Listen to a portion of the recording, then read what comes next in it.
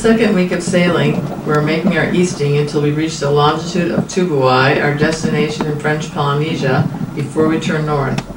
We still have 1,500 miles to go, and we're pretty far south at latitude 43 degrees, where we're depending on the westerlies to push us eastward. A friend of ours on the motor sailor Kochov left New Zealand headed to Tubuai as well. His plan was to sail a direct line there. He had a large engine and plenty of fuel, so we thought it would be an okay thing to do, but it turned out to be a big mistake. He ran into strong southeast trade winds and had to change his plans, so we ended up going to the Cook Islands instead, which is quite a bit northwest of Tubuai.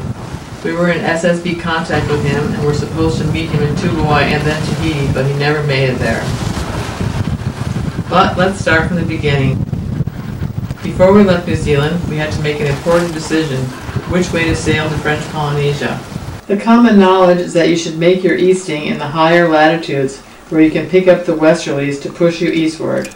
The negative side is that you'll be sailing in a colder climate with many westerly gales or worse, but to try to sail a direct line is almost impossible due to the strong southeast trade winds, as many sailors will tell you. So here, before departing, we're preparing Emerald Steel for what could be a hard passage for our small sailing ship. We expected the voyage to be about 30 days plus or minus, but with sailing you can never tell. Sailing to Tahiti, latitude 35 south. When we left New Zealand, we had nice warm weather and beautiful sailing. But as the days went by, the weather got colder and the sky got cloudy and overcast. We were frequently visited by albatross and never tired of watching them on their majestic flight. From New Zealand over to Tahiti, the southern ocean. Majestic bird.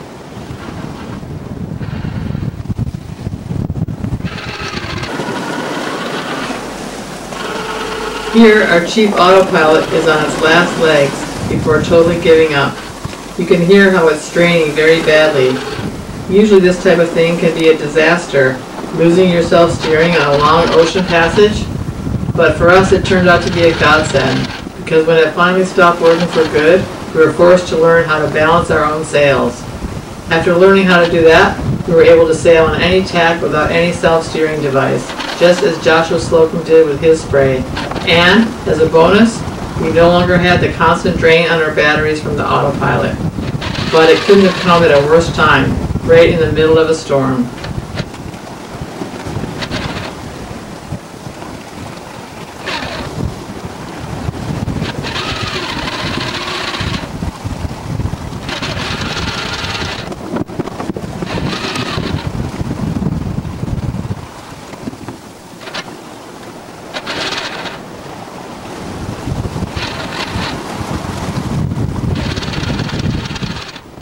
Susan, look at here. Susan's asleep while we are running down towards Tahiti. We're about 700 miles from New Zealand. Early morning. We were prepared for bad weather, as many sailors that had made the trip before us had mentioned we would get. And sure enough, the further south we got, the more frequent the gales became. So now the time had come for us to sit behind the wheel and hand steer our boat as she was barreling downwind. It was not an easy thing for Jules to steer in the increasingly building seas and cold weather. Luckily he managed to temporarily fix our autopilot again, so it lasted throughout the night, but it finally gave up the following morning.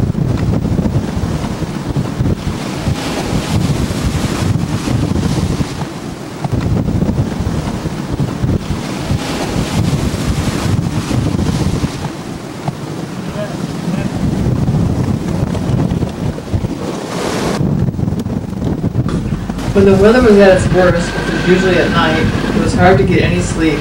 Poor Jules, every time we got hit by a large sea, would jump out to the steering wheel to make sure we didn't broach. It was time to deploy our drogue.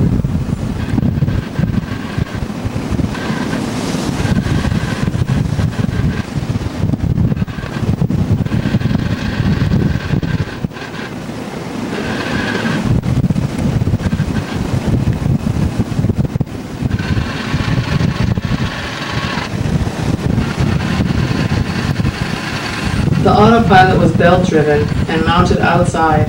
It was not built for serious cruising, but it was all we could afford at the time.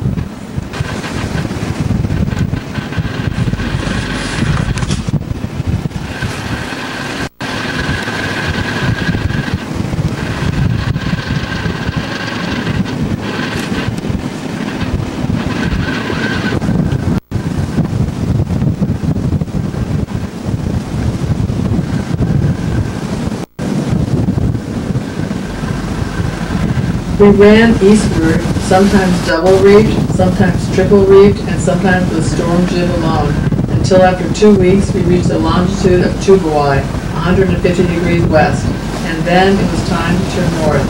The winds gradually changed from westerlies to easterlies, but still were strong with large seas. There's a big cargo ship just passing us. Making our way to Panama.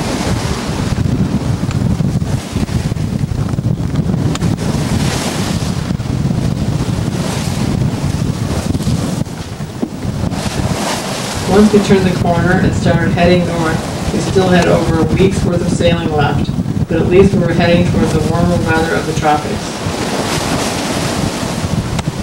The boisterous easterly.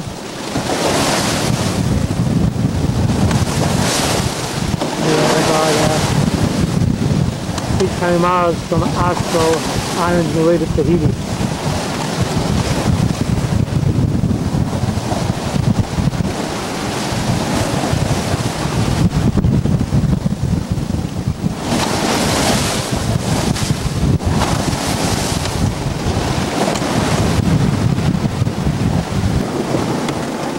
We're having a nice easterly, about 15 knots. We are 100 miles from Tubuai Australs. Maybe tomorrow, after 25 days, we will see the land again. God's willing. We're moving right now 5.5 knots, between 5.5 and 6.5.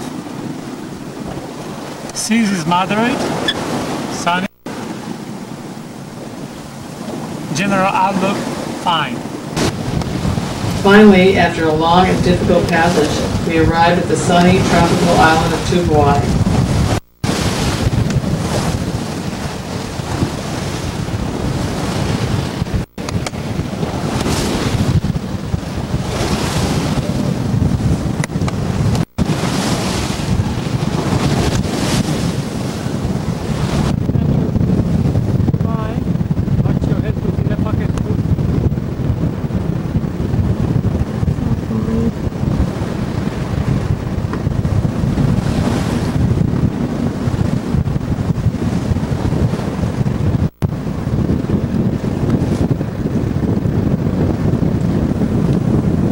We kept a safe distance from the reef as large ocean swells were breaking on it, yet close enough to find our passage through the reef.